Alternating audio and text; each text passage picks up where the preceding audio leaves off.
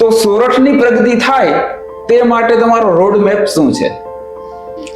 પ્રગતિ સોરઠમાંથી આવતી હોય તો સ્વાભાવિક છે કે પ્રગતિ એવું ઈચ્છે કે સોરઠની પ્રગતિ થાય. ઓબ્વિયસલી. અને તમે જેવી રીતે કહ્યું એમ કે ગુજરાત કોંગ્રેસમાં તમે જુઓ તો સોરઠમાંથી ઘણા બધા લીડર્સ આવ્યા છે. આપણે સોમનાથમાં જોઈએ તો જશુભાઈ બારડ એક સમયમાં સોરઠના સિંહ તરીકે ઓળખાતા હતા, પણ જે તે સમયમાં કોંગ્રેસમાંથી જ એક લીડર તરીકે એમનું પ્રભુત્વ હતું. એવી રીતે સોરઠ છે એ હું એવું માનું છું કે ગુજરાતનું હૃદય છે. હાલમાં જ આપણે જોયું કે ભાઈ મહિલાઓ માટે સંસદમાં જે બિલ પસાર કરવા માંગતી હતી તેમાં વિપક્ષ, એમાં કોંગ્રેસનો પણ સમાવેશ થાય, તેઓએ આ બાબતનો વિરોધ દર્શાવ્યો છે ને. મહિલાઓની બાબત આવે ત્યારે હું બિલકુલ બી એવું ક્યારેય નથી માનતી કે કોંગ્રેસ છે મહિલાઓની અગેન્સ્ટમાં હોય. કોંગ્રેસે જ્યારે 2023માં ભારતીય જનતા પાર્ટીએ મહિલા અનામત બિલ લાવવાની વાત કરી હતી ત્યારે સૌથી પહેલું સમર્થન કોંગ્રેસે આપ્યું, પછી તમામ વિરોધ પક્ષોએ પણ આપ્યું હતું. આજની જે યુવા પેઢી છે, યુવા ધન છે, ભારતની યુવાઓનો દેશ પણ કહેવામાં આવે છે, તો આ યુવા ધનને આપ શું સંદેશો આપશો? હું યુવાનોને એક સંદેશ ચોક્કસથી આપીશ કે તમારી લાઈફમાં ક્યારેય તમને એવું દેખાતું હોય કે હવે સામે કોઈ જ રસ્તો નથી અને શું કરવું જોઈએ, ત્યારે ભગવદ્ ગીતા વાંચો. ભગવદ્ ગીતાના દરેક શ્લોકમાં એ તાકાત છે કે તમને નવો રસ્તો ખોલી આપે. તમારો એક રસ્તો બંધ થયો હશે તો સામે 10 રસ્તાઓ ખોલી આપશે. નમસ્કાર, સિટી કવરેજ ન્યૂઝ પોડકાસ્ટમાં આપનું સ્વાગત છે. હું છું પ્રતિક. આજે વાત કરીશું એક એવા મહેમાન હારે જેઓ હંમેશા કોંગ્રેસની વિચારધારાથી પ્રેરિત રહ્યા છે, જેઓ હંમેશા કોંગ્રેસ પક્ષને સમર્પિત રહ્યા છે, જેઓનો હંમેશા પ્રદેશ કોંગ્રેસમાં પ્રભાવ પણ રહ્યો છે, વજૂદ પણ રહ્યું છે, વર્ચસ્વ પણ રહ્યું છે. ભલે તેઓનું વતન લોજ જેવું નાનું ગામ હોય, પરંતુ દિલ્હી સ્થિત રાષ્ટ્રીય કોંગ્રેસ સુધી તેમની દરેક વાતની નોંધ પણ લેવાય છે. જી હા, આપણે વાત કરી રહ્યા છીએ પ્રદેશ કોંગ્રેસના સિનિયર લીડર પ્રગતિ આહિર વિશે. પ્રગતિબેન, સ્વાગત છે આપનું સ્ટુડિયોમાં. નમસ્તે, થેન્ક યુ. પ્રગતિબેન, સૌપ્રથમ તો એ જ વાત કે ભાઈ મૂળ તમે લોજ ગામનો છે, વતન તમારું લોજ છે, તો આપણો જે આ સોરઠ પંથક છે, અનેક વાતો સોરઠ વિશે કહેવાય છે, સાહિત્યથી લઈને અનેક ક્ષેત્રમાં. તો સોરઠની પ્રગતિ થાય તે માટે તમારો રોડ મેપ શું છે? પ્રગતિ સોરઠમાંથી આવતી હોય તો સ્વાભાવિક છે કે પ્રગતિ એવું ઈચ્છે કે સોરઠની પ્રગતિ થાય. ઓબ્વિયસલી. અને તમે જેવી રીતે કહ્યું એમ કે ગુજરાત કોંગ્રેસમાં તમે જુઓ તો સોરઠમાંથી ઘણા બધા લીડર્સ આવ્યા છે. આપણે સોમનાથમાં જોઈએ તો જશુભાઈ બારડ એક સમયમાં સોરઠના સિંહ તરીકે ઓળખાતા હતા. એવી જ રીતે આજે જુનાગઢ સુધી કોઈ પણ જુઓ, ભલે જવાહરભાઈ પણ અત્યારે બીજેપીમાં ગયા છે, પણ જે તે સમયમાં કોંગ્રેસમાંથી જ એક લીડર તરીકે એમનું પ્રભુત્વ હતું. એવી રીતે સોરઠ છે એ હું એવું માનું છું કે ગુજરાતનું હૃદય છે. એટલા માટે કહેવાય છે કે આપણે જૂની કથાઓ વાંચીએ કે ગાથાઓ વાંચીએ તો એમાં પણ એવું ભગવાનને પણ એવું કહેવાય કે એકવાર તો ભૂલો પડ ભગવાન તું મારા સોરઠમાં, તો તને મહેમાન ગતિ શું છે એ બતાવીએ. તો આજે જેમ કે આપણે ગામડાઓમાં જેમ કે પ્રચારોમાં ગયા છે, તો ત્યાં આજે પણ એ આપણે સંસ્કૃતિ જોવા મળે છે કે કોઈ આપણને જમ્યા વગર પાછા ના આવવા દે, એમનો આવકાર પણ મીઠો લાગે. તો આ જ સંસ્કૃતિ સોરઠની છે અને એ સચવાયેલી રહી. પણ સાથે સાથે આજના સમયમાં જે રીતે સમય જેટલો ફાસ્ટ ચાલી રહ્યો છે, તો એવી આશા પણ રાખું છું કે સોરઠને એટલું પ્રભુત્વ વધારે મળવું જોઈએ. આપણે સોરઠની અંદર સાસણ ગીર આટલું મોટું આવ્યું છે, આટલો સરસ દરિયા કિનારો મળ્યો છે, આપણે સોમનાથ દાદાનું મોટું ટેમ્પલ આપણે કહી શકીએ એવું ટેમ્પલ છે, દ્વારિકા નગરી છે. ભગવાને ખૂબ આપ્યું છે સોરઠને, કુદરતે પણ ઘણું બધું આપ્યું છે, પણ જે સરકારને વધારે કરવું હોય એ વધારે હજી કરી અને સોરઠને આ ઉપર લાવી શકાય એવું છે. તો એટલું જો વધારે બનતું જાય તો હું એવી આશા રાખું છું કે સોરઠ છે, હૃદય છે, કાયમી ધબકતું રહેશે. બિલકુલ. અને જે રીતે તમે વાત કરી સાસણની, તો સાસણ જેવા અનેક અહીં સ્થળ છે, જુનાગઢના તમે ઘણા પ્રાચીન સ્થળ લઈ શકો, તો એક ટુરિઝમ હબ પણ બની શકે. દરિયા કિનારાની આપણે વાત કરી, સોમનાથ હોય કે પછી ચોરવાડ આસપાસનો, તો એક બ્લુ ઇકોનોમી પણ આપણી પાસે છે. તમને લાગે છે કે આ દિશામાં એક ચોક્કસ પ્રયાસ કરાય તો એક આર્થિક રીતે પણ આ એરિયો જે છે એ વધુ સદ્ધર બની શકે? ચોક્કસથી, કેમ કે અત્યારની જે પરિસ્થિતિ એવી છે કે સોરઠમાં ખેડૂતોની જે આવક થાય છે એના ઉપર વધારે ડિપેન્ડેડ છે. પણ જો પ્રવાસનની રીતે જુનાગઢ ધાર્મિક આટલું બધું છે, લોકોની બહુ બધી આસ્થા પણ જોડાયેલી છે. જુનાગઢ હોય, સોમનાથ હોય, દ્વારિકા હોય, માધવપુર હોય, તમે કહ્યું એમ કે ઘણા બધા ભગવાનના તીર્થધામો પણ આ સોરઠની અંદર આવેલા છે. તો એ પ્રવાસન તરીકે ખાલી બતાવી દેવું કે પેપર લાઈન ઉપર બતાવવું એવી રીતે નહીં, રિયલમાં જો ડેવલપ કરવામાં આવે તો ગુજરાતમાં જે લીલી નાઘેર કહેવાતો આપણા નાળિયેરના જે ખેડૂતો છે એ બધાને ક્યાંક ને ક્યાંક એમની ઇન્કમ ઊભી થાય. આજે છોકરાઓ ગવર્મેન્ટ એક્ઝામ આપવા જાય ત્યાં તો પેપર ફૂટી ગયું હોય, કાં તો એ પાસ ના થતા હોય, કેમ કે આટલી મોટી જેમ કે 1200ની ભરતી હોય તેમાં લાખો લોકોના ફોર્મ ભરાતા હોય છે, એટલે છોકરાઓ પાસે નોકરી પણ નથી. તો જો આવી રીતે ડેવલપ કરવામાં આવે પ્રવાસનની રીતે કે ધાર્મિક સ્થળોને પણ કરો અને સાથે સાથે દરિયાઈ પટ્ટીને પણ, જો હોલિડે કેમ્પ તમે કહ્યું એવી રીતે એ હોય કે માધવપુરની આજુબાજુના પણ ઘણા બીચ એવા છે કે ત્યાં આપણે જેવી રીતે દીવમાં બીચ ડેવલપ થયેલો છે એવા બીચ નાહવા માટે પણ ડેવલપ થાય એવા છે. તો હું એવું માનું છું કે સરકારે એના ઉપર થોડું ધ્યાન આપી અને વધારે ડેવલપમેન્ટ કરે તો અહીંયા રોજગારીના સાધન બને, કેમ કે ઓલરેડી ખેડૂતની જે ઇન્કમ આવે છે એમાંથી ઘર નથી ચાલતું. બિલકુલ, વિકાસને વધુ વેગ મળી શકે તેમ છે. અચ્છા, તમે પોતે એક મહિલા નેતા છો અને સોરઠની જો મહિલાઓની વાત કરીએ તો અહીંની મહિલાઓની તાકાત શું છે તમારા મતે? સૌથી મોટું મેં પહેલા કહ્યું એમ કહું છું કે ખેતી પ્રધાન આપણો સોરઠ વિસ્તાર છે અને સાથે સાથે પશુપાલન પણ.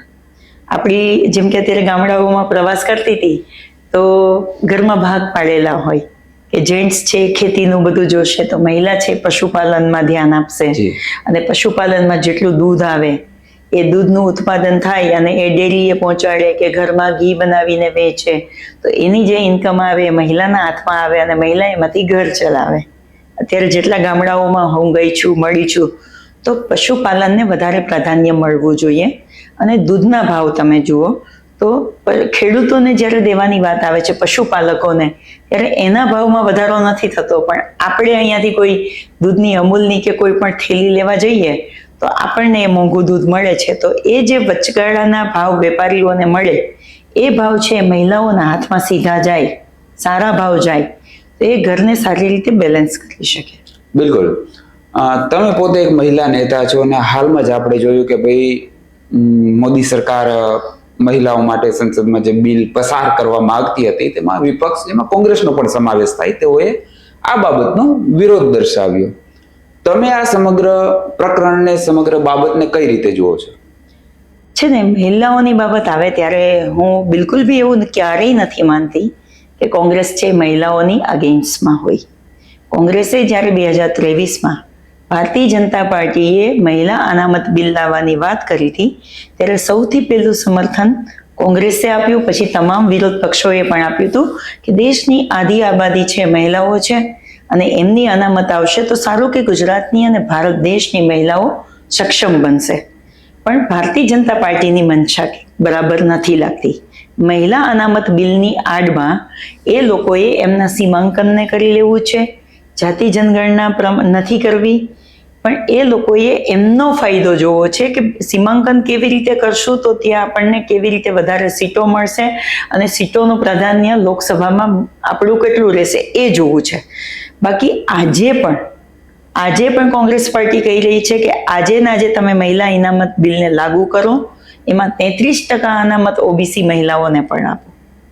આજે લાગુ કરવા માટે એટલે કહી રહ્યા છે જ્યારે 2023માં સપોર્ટ કર્યો અને ભારતીય જનતા પાર્ટી એકચ્યુઅલમાં મહિલાઓનો સાથ સહકાર આપવા માંગતી હોય તો શા માટે 2024માં એ મહિલા અનામતને લાગુ ના કરી?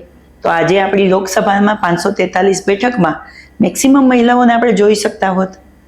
આમ તમે જુઓ તો 33% મહિલા અનામત છે, પણ કયા વિધાનસભામાં અને કઈ લોકસભામાં કોઈ પણ પાર્ટીમાંથી 33% મહિલાઓને અનામત આપવામાં આવે છે? એટલે કોંગ્રેસ પાર્ટી એવું કહી રહી છે કે સાચા અર્થમાં જો તમારે મહિલાઓને અનામત આપવી હોય તો 33% એસટી એસસીનું જે અનામત છે એવી રીતે 33% ઓબીસી મહિલા પણ આપો. જેમ કે અત્યારે આપણે જોયું સ્થાનિક સ્વરાજ્યની ચૂંટણીમાં ઓબીસી મહિલા અનામત હતું તો ઓબીસી મહિલાને જ ટિકિટ મળે એ ફિક્સ હતું, ત્યાં કોઈ જેન્ટ્સ ચૂંટણી ના લડી શકે. તો મહિલાઓને સાચા અર્થમાં મજબૂત બનાવવા માટે, સાચા અર્થમાં એમને તાત્કાલિક એમનો ફાયદો મળે, એમના માટે થઈને કોંગ્રેસ આજે પણ કહે છે કે આ સરકાર જો આજે ને આજે તરત કોઈ પણ જાતની શરત વગર કે અમે જાતિ જનગણના કરશું ને અમે સીમાંકન કરશું ને પછી લાગુ કરશું ને એવું નહીં, તમે આજે જ મહિલા અનામત બિલને લાગુ કરો, 33% ઓબીસી મહિલા અનામત આપો અને લાગુ કરી દો, તો અમે આજે પણ સાઇન કરી દેવા તૈયાર છે. બિલકુલ, આ બાબત તમારી કોંગ્રેસની આપણે સમજી શકીએ, પરંતુ તમને ટાઈમિંગ, જે રીતે આ ટાઈમિંગ હતો, સમયગાળો હતો, પશ્ચિમ બંગાળ સહિત અનેક રાજ્યોમાં ચૂંટણીનો માહોલ હતો, અને એ સમયગાળા દરમિયાન જે રીતે બીજેપીએ આ મુદ્દાને એક પોલિટિકલ વે પર સામે લાવ્યા, તો એ બાબતથી કોંગ્રેસને ક્યાંક ને ક્યાંક નુકસાન પહોંચી શકે છે. હું એવું માનું છું કે કોંગ્રેસ છે ને સત્તા માટેની રાજનીતિ ક્યારેય નથી કરતી. કોંગ્રેસ છે જનતાને ક્યાં ફાયદો થાય જનતાનો વિચારે છે પહેલા, અને ભારતીય જનતા પાર્ટી એટલા માટે મહિલા અનામત બિલ લાવી કે તમિલનાડુ, બંગાળ, કેરળ એવા 5 રાજ્યોના ઇલેક્શન આવતા હતા અને ગુજરાતમાં સ્થાનિક સ્વરાજ્યની ચૂંટણી આવતી હતી, એનો ફાયદો લેવા માટે. જો એ લોકોએ આવું ના વિચાર્યું હોત ને પોલિટિકલ સત્તા માટેની રાજનીતિ, તો ચોક્કસથી એણે ત્યારે 2023માં જ્યારે સમર્થન આપ્યું ત્યારે લાગુ કરી દીધું હોત. જો કોંગ્રેસ ખાલી એવું જ વિચારતી હોત કે લોકોના વોટમાં ફરક પડશે તો અમે આ બિલનો વિરોધ ના કરે એ સમયે, જે સમયે ઇલેક્શન ચાલી રહ્યું હતું. એટલે કોંગ્રેસ એવું માને છે કે સત્તાની રાજનીતિ કરતા પણ જનતાને શું ફાયદાકારક છે, મહિલાઓ માટે કેમ મજબૂત બનાવી શકાય, મહિલાઓને કેમ સાચા અર્થમાં સક્ષમ બનાવી શકાય, એ જરૂરી છે. ખાલી બિલ છે એ પેપર ઉપર ના રહી જવું જોઈએ, એનું ઇમ્પ્લિમેન્ટ એવું થવું જોઈએ કે મારા જેવી કેમ લોજ ગામની છેવાડાના ગામની એક દીકરી આજે પ્રદેશનું નેતૃત્વ કરે છે, તો એવી બીજી કોઈ પણ દીકરીઓ જો મજબૂત હોય કે કોઈ મહિલા મજબૂત હોય તો એને એનો લાભ મળવો જોઈએ. બિલકુલ, લાભ મળવો જોઈએ, પરંતુ હારે એક બાબત અહીં એ પણ આવે છે કોંગ્રેસની, જે રીતે તમે વાત કરો છો કે ભાઈ જાણકારો એવું કહે છે, રાજકીય વિશ્લેષકો હંમેશા એવું કહેતા આવ્યા છે કે ભાઈ ચૂંટણી આવે ત્યારે કોંગ્રેસ જાગૃત અવસ્થામાં આવે. શું લાગે છે કોંગ્રેસનું જે સંગઠન મજબૂત થવું જોઈએ, તે ઇવન આમ આદમી પાર્ટી પણ હવે મજબૂત બની રહી છે સંગઠન લેવલથી જોઈએ તો, શા માટે મજબૂત પક્ષ તરીકે સામે નથી આવી રહ્યો? સંજીવની કોંગ્રેસને મળશે આગામી દિવસોમાં? મને તો એ ખ્યાલ નથી આવતો કે જે રાજકીય વિશ્લેષકોની તમે વાત કરો છો કે આઈ ડોન્ટ થિંક સો કે જાણકારો જે કોઈ કંઈ કહે છે, જે લોકો એવું કહેતા હતા કે કોંગ્રેસને એક પણ ઉમેદવાર નહીં મળે, એ 10,000+ સીટો ઉપર અમારા ઉમેદવારો ચૂંટણી લડી રહ્યા છે. જે વિરોધ પક્ષો એવું કહેતા હતા કે કોંગ્રેસ પાર્ટીને એમના ઉમેદવારો માટે પણ ફાંફા પાડવા પડશે, એ સત્તા પક્ષમાં 30 વર્ષથી પાર્ટી હોવા છતાં પણ એમને ઉમેદવારોમાં અંદરોઅંદર ડખા થયા છે. કોંગ્રેસનો એક પણ ડખો બહાર નથી આવ્યો. જે આમ આદમી પાર્ટીની તમે વાત કરી રહ્યા છો કે જે કોંગ્રેસ કરતાં મજબૂત છે, એ હું એવું માનું છું કે સોશિયલ મીડિયામાં જ મજબૂત છે. પાયા ઉપર જઈએ તો જે આમ આદમી પાર્ટી એવું કહ્યું હતું કે દરેક સીટો ઉપર અમારા કેન્ડિડેટ ચૂંટણી લડશે, 500 કેન્ડિડેટ પણ નથી લડતા ગુજરાત. એમની પાર્ટી તૂટી રહી છે. ગઈકાલે જ એક એમના સિનિયર નેતાએ રાજીનામું આપ્યું છે. કેન્દ્ર લેવલે જે આમ આદમી પાર્ટીના 7 MP જે પાર્ટી છોડીને જતા રહી છે ને, એ એલિગન્સ કરે છે કે અમને એવું હતું કે આ જનતા માટેની, આમ જનતા માટેની પાર્ટી છે, એ જગ્યાએ એ લોકો પોતાનો સ્વાર્થ જોવે છે, પોતાના સ્વાર્થ માટેની રાજનીતિ કરે છે. જ્યારે એમના 7 MPs આવું કહેતા હોય તો કઈ આમ આદમી પાર્ટી ગુજરાતમાં એવું ઉખેડી લેવાની છે? જનતાના વિશ્વાસ સાથે વિશ્વાસઘાત કરવાની છે. કોંગ્રેસ પાર્ટીનો ઇતિહાસ 140 વર્ષ જૂનો છે. કોંગ્રેસ પાર્ટી લોકોના હૃદયમાં છે.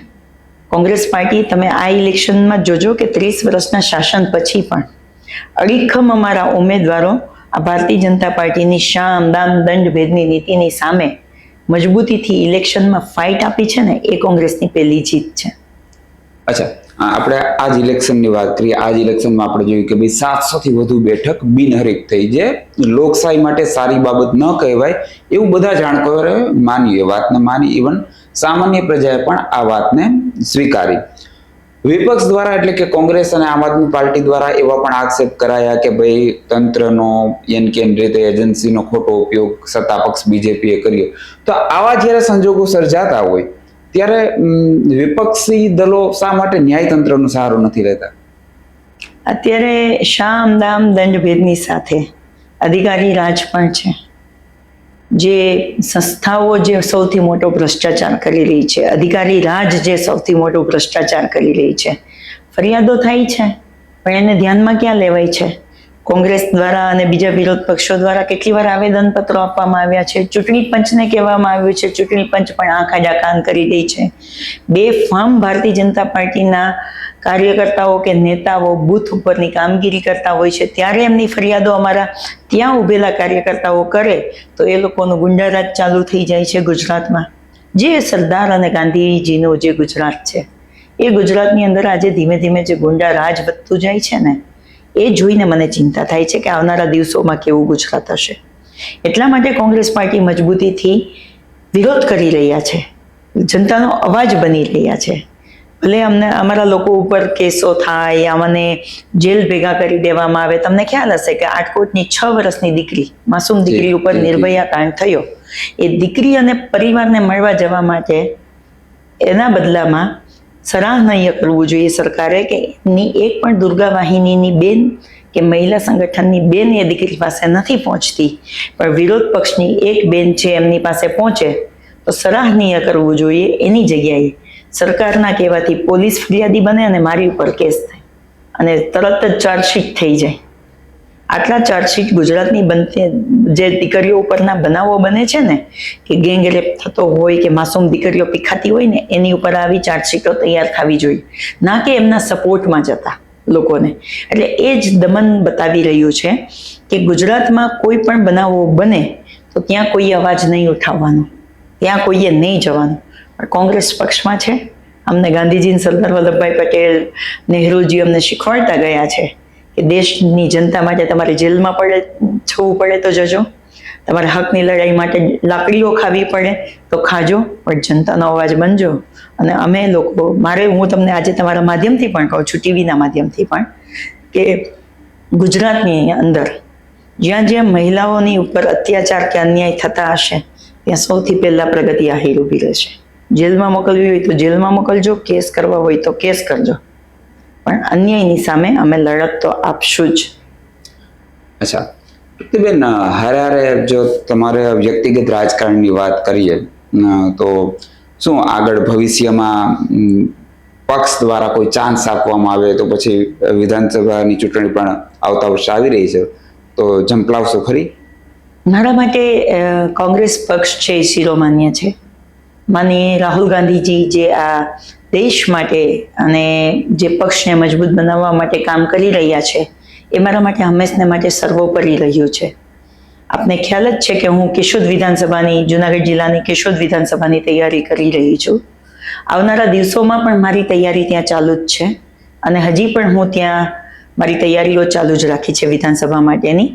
પણ મારા માટે પક્ષનો નિર્ણય છે સર્વોપરી હોય છે. હું એવું ના કહી શકું કે પાર્ટી મને ટિકિટ આપે અને હું ત્યાંથી લડું જ. મારું પાર્ટી મને એમ કહેશે કે પ્રગતિબેન તમારી ચૂંટણી નથી લડવી, તમે સંગઠનમાં કામ કરો, તો પણ હું કામ કરીશ. અને પાર્ટી મને એમ કહેશે કે પ્રગતિબેન કેશોદ વિધાનસભાથી તમારી ચૂંટણી લડવાની છે, તો હું પણ લડીશ. કેશોદ હું એટલા માટે પસંદ કરું છું કે મારી જન્મભૂમિ, મારું ગામ લોહીજ એ કેશોદ વિધાનસભામાં આવે છે. માંગરોળ તાલુકાના 42 ગામડાનો સમાવેશ થાય છે, જ્યાં મારા મમ્મી માંગરોળ તાલુકા પંચાયતના ઉપપ્રમુખ પણ રહી ચૂક્યા છે.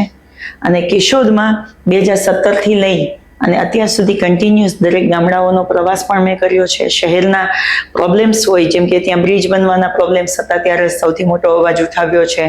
જ્યારે ઘેર વિસ્તારોમાં પાણી ભરાય છે ત્યારે એ લોકોની બહારે જઈએ છે ત્યારે ભારતીય જનતા પાર્ટીના કોઈ નેતાઓ નથી દેખાતા.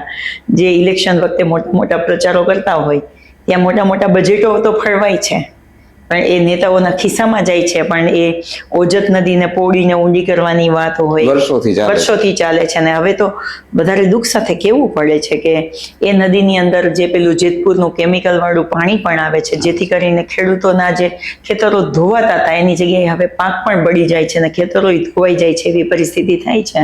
ત્યારે સરકાર કોઈ પગલાં નથી લેતી, ત્યારે મને એવું થાય છે કે મારી જન્મભૂમિની આજુબાજુના ગામડાઓ છે એ લોકોના હકની લડાઈ આવતા દિવસોમાં ચોક્કસથી લડશું. સામાન્ય પ્રજા માટે લડવું જ છે, લડાઈ લડવી છે. હા, મને રિયલી એવું થાય છે કે આપણામાં તાકાત છે ત્યાં સુધી આપણે લડીએ, અને ભણેલા ગણેલા છે, હોશિયાર છે, લોકોની વચ્ચે જઈએ છીએ તો એનો અવાજ બની શકીએ છીએ, તો શા માટે ના લડીએ? કાલ સવારે આપણી બીજી જનરેશન આવે, આપણા બાળકો આપણને કહે કે મમ્મા તું તો આટલી તાકાતવાળી હતી, બોલી શકતી હતી, કોઈથી ડર્યા વગર લડી શકતી હતી, તો તું કેમ ના લડી? એ નથી સાંભળવું. એટલા માટે આ ભારતીય જનતા પાર્ટીના દમનની સામે લડી અને જનતાને એનો હક તો અપાવશું જ. અચ્છા, પ્રગતિ આહિર જ્યારે રાજકારણથી દૂર હોય, રાજકાજની વાતોથી દૂર હોય, કામથી દૂર હોય, ત્યારે ફ્રી ટાઈમમાં તેમની હોબી શું હોય છે? મારો સૌથી સારામાં સારો સમય હોય તો મારા પરિવારની સાથે હોય. હું જ્યારે આમ તો હું 24 કલાક ક્યાંકનું કંઈક એવું વિચારતી હોઉં છું કે આપણે બેટર શું કરી શકીએ એના માટે, તો મને બુક્સ વાંચવી ગમે છે, અને સૌથી વધારે મને ટાઈમ સ્પેન્ડ પરિવારની સાથે કરવો ગમે છે. તો હું મોસ્ટલી પરિવારની સાથે બેઠી હોઉં છું. પરિવારની સાથે મને રસોઈ બનાવવી ગમે છે, તો હું રસોઈ બનાવું તો ફૂલ થાળી જ બને, અને ધરાડથી હું પૂછું બધાને કેવું બન્યું. સારું ના પણ બન્યું હોય તો મારા ઘરમાં એવું ખરું કે બધાએ કહેવાનું બહુ સરસ બન્યું છે. તો મને એ પરિવારની સાથે ટાઈમ સ્પેન્ડ કરવો બહુ ગમે. કમ્પલસરી આન્સર આપવો જ પડે કે ભાઈ સારું જ બન્યું છે. અચ્છા, છેલ્લો સવાલ. આજની જે યુવા પેઢી છે, યુવા ધન છે, ભારતની યુવાઓનો દેશ પણ કહેવામાં આવે છે, તો આ યુવા ધનને આપ શું સંદેશો આપશો? હું આમ તો તમે જુઓ તો બહુ ધાર્મિક છું જી, અને હું યુવાનોને એક સંદેશ ચોક્કસથી આપીશ કે તમારી લાઈફમાં ક્યારેય તમને એવું દેખાતું હોય કે હવે સામે કોઈ જ રસ્તો નથી અને શું કરવું જોઈએ, ત્યારે ભગવદ્ ગીતા વાંચજો. ભગવદ્ ગીતાના દરેક શ્લોકમાં એ તાકાત છે કે તમને નવો રસ્તો ખોલી આપે. તમારો એક રસ્તો બંધ થયો હશે તો સામે 10 રસ્તાઓ ખોલી આપશે. અને સૌથી બીજી વસ્તુ પણ એ કહીશ કે હું ધ સિક્રેટ બુક વાંચું છું.